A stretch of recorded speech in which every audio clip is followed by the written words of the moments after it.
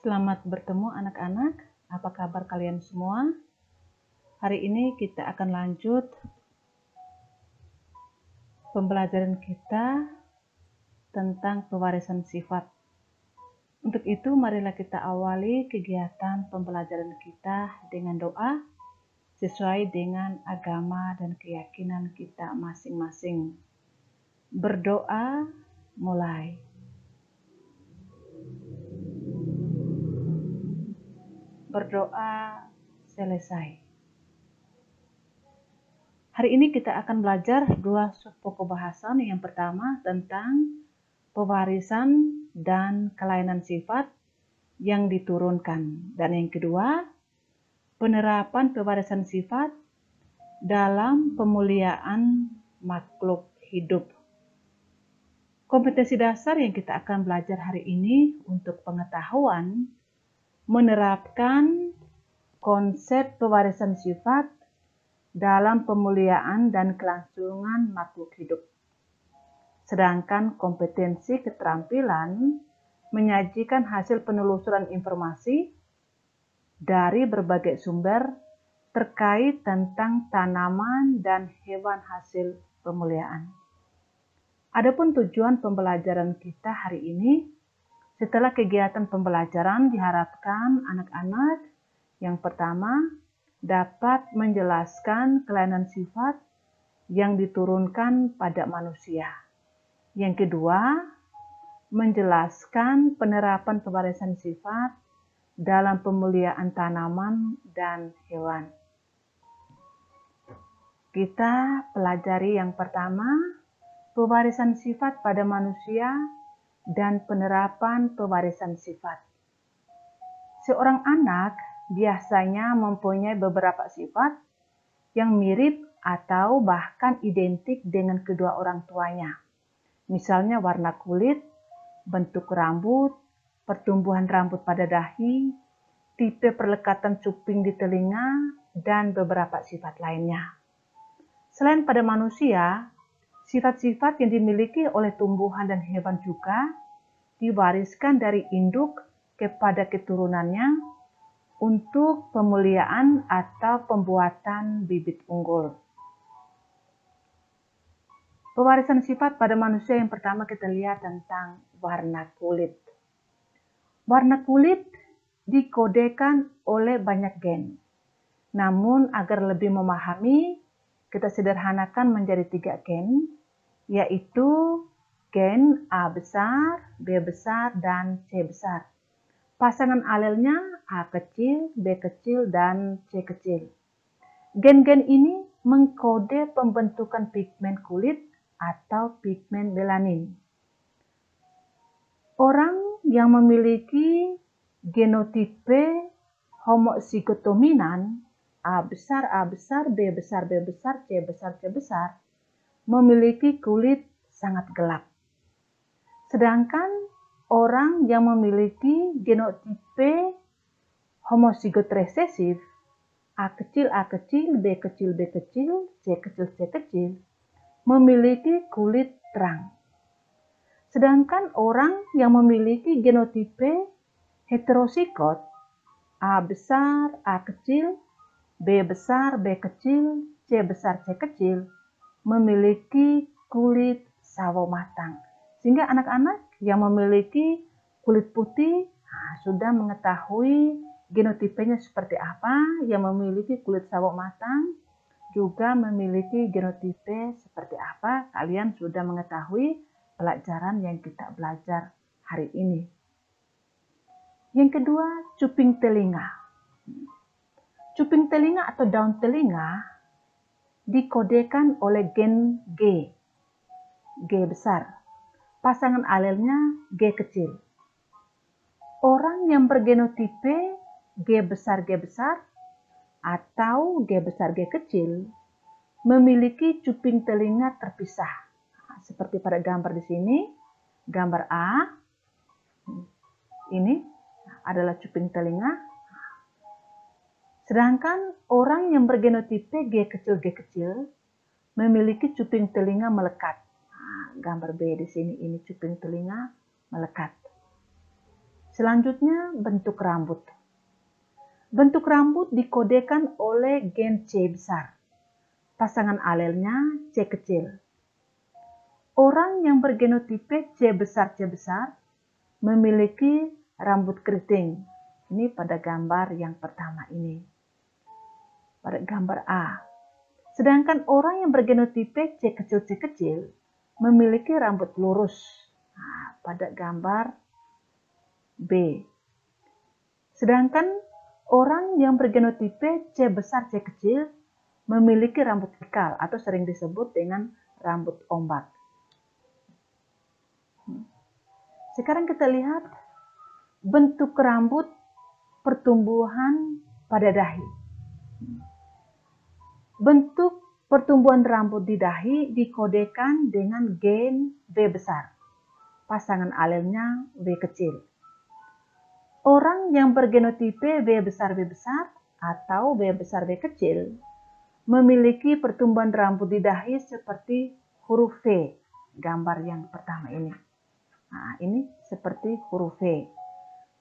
Bergenotipe V besar atau V besar V kecil. Sedangkan orang yang bergenotipe V kecil tidak memiliki pertumbuhan rambut seperti huruf V atau pertumbuhan rambut melingkar biasa. Jadi di gambar B ini itu memiliki genotipe V kecil. Selanjutnya kita akan belajar kelainan sifat pada manusia yang diturunkan. Kelainan sifat menurun pada manusia dapat diwariskan kepada generasi selanjutnya melalui kromosom tubuh atau autosom dan juga melalui kromosom kelamin atau gonosom. Sekarang kita lihat yang pertama, albino. Albino merupakan kelainan genetik karena tubuh seseorang tidak mampu memproduksi pigmen melanin sehingga seluruh tubuh dan rambutnya berwarna putih. Selain hilangnya pigmen melanin pada mata, kulit dan rambut juga mengalami rabun jauh dan dekat dengan sangat ekstrim. Sehingga orang yang memiliki kelainan albino, dia susah sekali melihat cahaya. Yang berikut, penderita albino memiliki genotipe homozigot resesif, A kecil. Albino merupakan kelainan sifat menurun melalui kromosom tubuh atau autosom. Selanjutnya kita lihat kelainan yang berikut tentang buta warna. Sekarang anak-anak coba perhatikan dan tebak angka yang ada pada gambar.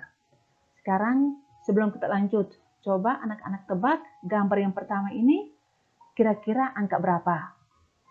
Nah, pasti ada yang bisa baca. Ya betul, ini angka 18. Sedangkan pada gambar yang kedua, kira-kira anak-anak bisa tebak? Ibu yakin pasti ada yang bisa. Pada gambar yang kedua adalah angka 29. Sedangkan pada gambar yang ketiga, kira-kira bisa tebak? Ibu yakin pasti bisa tebak angka 73.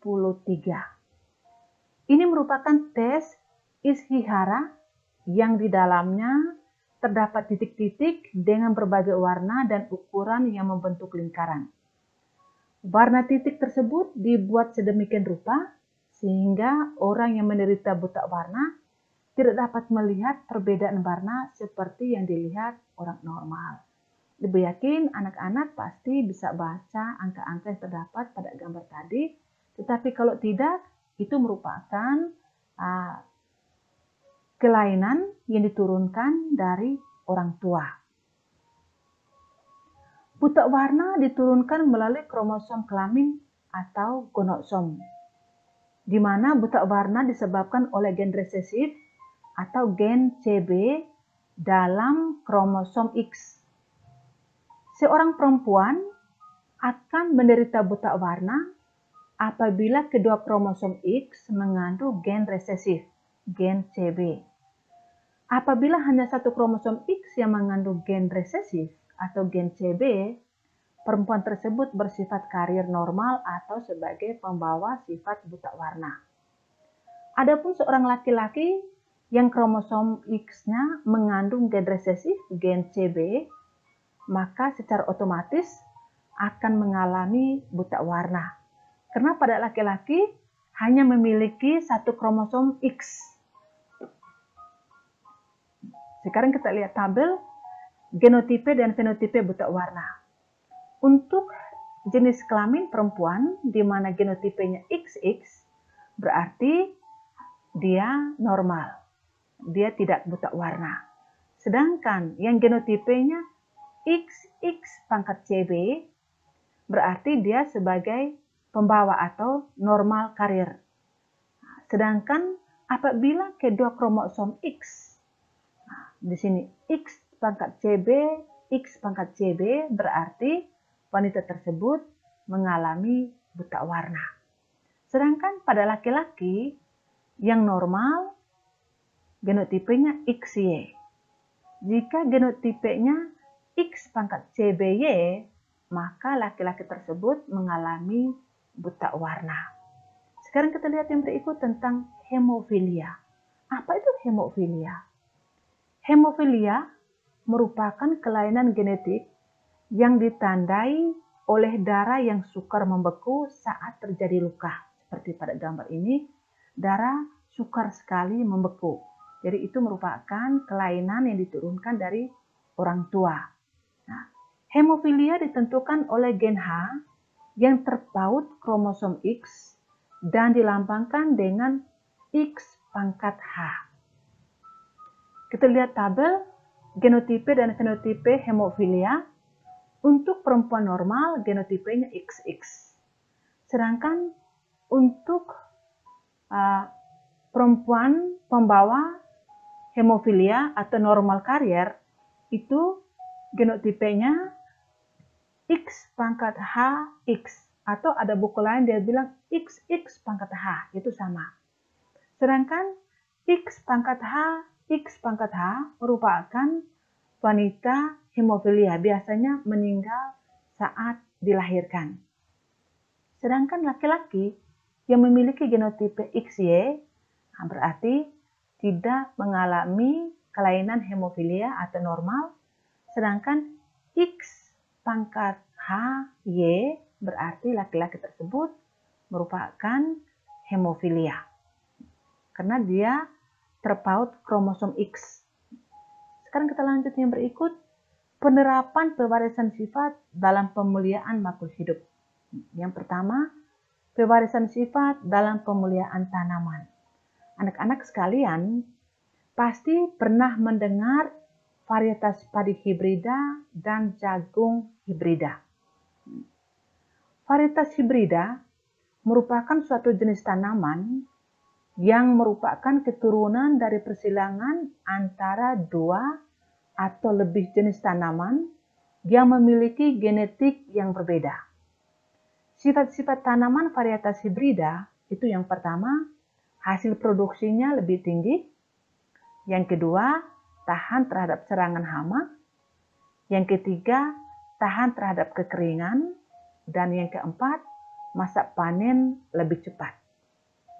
Contoh padi hibrida misalnya padi varietas IPB 4S. Ini seperti pada gambar. Ini merupakan gambar padi hibrida IPB 4S. Padi hibrida lainnya seperti IR64, YAVO, Arise, Intani, PPH, dan beras prima, dan juga masih ada padi hibrida lainnya. Contoh jagung hibrida misalnya jagung varietas Bima 14 Betara, ini pada gambar ini. Nah, ini merupakan gambar dari jagung hibrida Bima 14 Betara, hibrida C1, hibrida CP1 dan CP2, hibrida IPB4, hibrida Pioneer 2, Malin, dan Metro, dan juga masih ada contoh lain lagi jagung hibrida lainnya. Sekarang kita lihat bagaimana pewarisan sifat dalam pemeliharaan hewan. Tadi dalam pemeliharaan tumbuhan. Anak-anak, masih ingatkah kalian dengan ayam potong atau disebut dengan ayam broiler yang sering dikonsumsi masyarakat setiap hari? Ibu yakin pasti semua tahu tentang ayam potong atau ayam broiler. Ayam potong atau ayam broiler sebenarnya merupakan hasil persilangan beberapa jenis ayam. Ayam broiler dapat dikelompokkan berdasarkan asal daerah, antara lain Amerika, Asia, dan Inggris. Ini ayam broiler yang beredar di Indonesia. Contoh ayam broiler yang berasal dari Amerika, misalnya jenis Plymouth Rock, memiliki bulu putih keabuan, tubuh besar, daging yang lezat, dan mampu menghasilkan telur dengan baik. Ini seperti pada gambar ini. Ayam ini dihasilkan dari persilangan ayam Dominique dengan ayam jenis Black Hawkin. Yang kedua, misalnya ayam dari Asia, jenis Brahma yang berasal dari India. Kemudian ayam yang berasal dari Inggris, misalnya jenis Cornish. Ayam ini memiliki tubuh yang pendek tetapi menghasilkan banyak daging. Jadi itu beberapa jenis ayam broiler yang beredar di Indonesia. Untuk penilaian keterampilan, anak-anak akan mengerjakan situs Ayo Kita Kerjakan Proyek pada buku siswa halaman 160 sampai 162 untuk melacak sejarah kesehatan keluarga.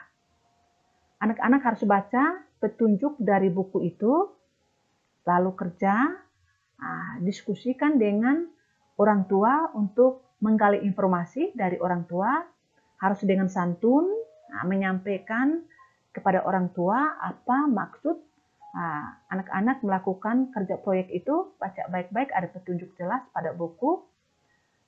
Kemudian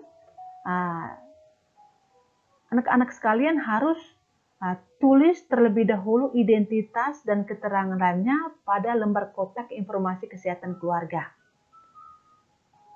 Lalu dari lembar kotak informasi kesehatan keluarga itu masing-masing tempel pada pohon sejarah keluarga itu yang terdapat pada halaman, itu contohnya pada halaman 162. Nah, Ibu kasih contoh di sini, misalnya ini merupakan lembar kontak informasi kesehatan keluarga yang terdapat pada halaman 162. Misalnya nama anggota keluarga, hubungan keluarga, misal di sini hubungan keluarga nama yang pertama misalnya kita coba mengidentifikasi kakek misalnya. Kakek di sini misalnya nama kakek siapa kita tulis, kita siap. Nanti anak-anak boleh ketik atau boleh tulis tangan, boleh. Misalnya yang pertama nama kakek, hubungan keluarga misalnya ayah dari ibu atau ayah dari bapak, tanggal lahir, informasi kesehatan keluarga, nanti bisa tanya pada ayah atau pada ibu, kira-kira kakek itu mengalami menyangkut kesehatan, informasi kesehatan dari kakek apa, ada penyakit jantung, kanker, stroke, diabetes, asma, osteoporosis, tekanan darah tinggi, kolesterol tinggi, dan sebagainya. Nanti kalian tambah di sini. Kemudian apakah perokok, ya atau tidak? Apakah sudah meninggal, ya atau tidak? Kalau sudah meninggal, umur meninggalnya pada usia berapa dan penyebabnya apa? Ini misalnya ayah dari mama, kemudian lanjut nenek, berarti ibu dari mama. Kemudian lanjut lagi dari orang tua dari bapak. Ini kakek dan nenek, orang tua dari bapak, kakek dan nenek, orang tua dari mama. Kemudian buat lagi lembar kontak informasi untuk mama punya saudara-saudara, misalnya tante om, Nah, ini nanti bisa tambah di sini. Nah, begitupun Bapak punya saudara-saudara. Nah, nanti semua lembar kontak informasi nanti ditempel dengan pohon sejarah seperti yang Ibu kasih contoh di sini. Nah, ini Mama punya saudara-saudara, kemudian Bapak punya saudara-saudara. Selanjutnya, kalian akan mengidentifikasi kakak atau adik. Misalnya kalian anak sulung berarti adik-adik, atau anak bungsu berarti kakak. Kemudian lembar informasi ini kalian tempel dengan skema seperti yang Ibu kasih contoh, atau kalian boleh kreasi dengan cara lain lagi. Nanti kalian cari di internet tentang pohon sejarah keluarga, kamu akan cari, kamu kreasi. Ini salah satu contoh yang Ibu kasih untuk kalian buat dalam penilaian keterampilan.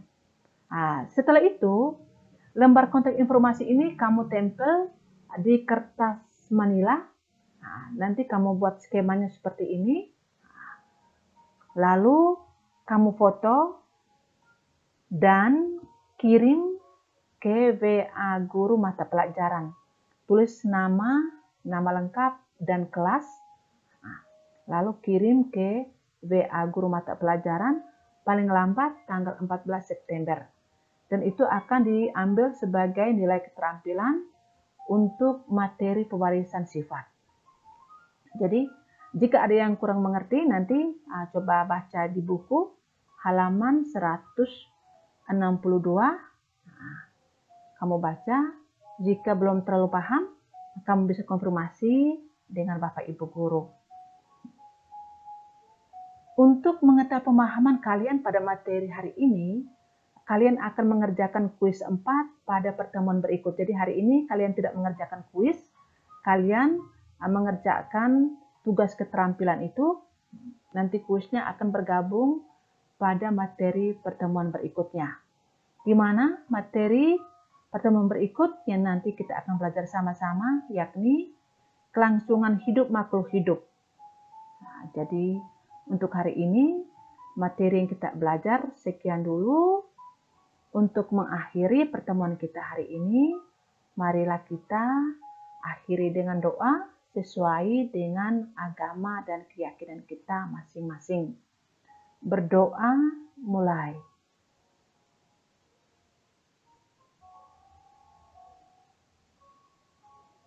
Berdoa selesai. Sekian dan terima kasih anak-anak. Sampai jumpa pada pertemuan berikutnya.